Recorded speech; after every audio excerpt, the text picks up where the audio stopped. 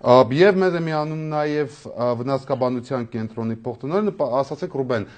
այս տարի որքան հասկանում գրեթե ռեկորդային է եղել վնասվածքների առումով, դա այդպես է թե ոչ։ Շնորհակալություն, ուրեմն նախ եւ առաջ կարող եմ ասել, որ ռեկորդային չի եղել, այո, գրանցվել է բավական շատ կոտրվածքներ, քանի որ ձյունապատ ժամանակաշրջանը բավական երկար տևեց, որի պատճառով բավական շատացան կոտրվածքները, սակայն մենք չենք կարող գնահատենք, որ սա ռեկորդային է եղել։ Եթե համեմատենք, ասենք 2004 թվականի հետ, ապա 2005 թվականի հետ, ապա համարյա թե հավասար թվերի վրա է։ Ինչ կոտրվածքներ են։ Կոտրվածքները ավելի հաճախ հանդիպում էր այս տարիների ընթացքում, то есть ձյան հետ կապված հանդիպում է ավելի շատ մեծահասակների մոտ, որոնք ընկնելուց բավական ոչ ճիշտ վայր ընկնելու հետևանքով ու ոսկորներփխրունության հետ կապված իրենց մոտ բավական թեթև կոտրվածքներ էր լինում, այսինքն դրանք են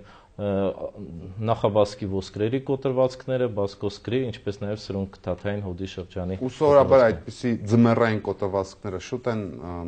լավանում։ Կախված թե ինչպիսին է կոտրվածքը եւ մոտեցումը ինչպիսին է, այն տևում է 1 ամսից մինչեւ մի քանի ամիսներ։ Մինչեւ ամառ, գուցե ավելին։ Հնարավոր է մինչեւ գարնան վերջ ավարտվի բուժումը։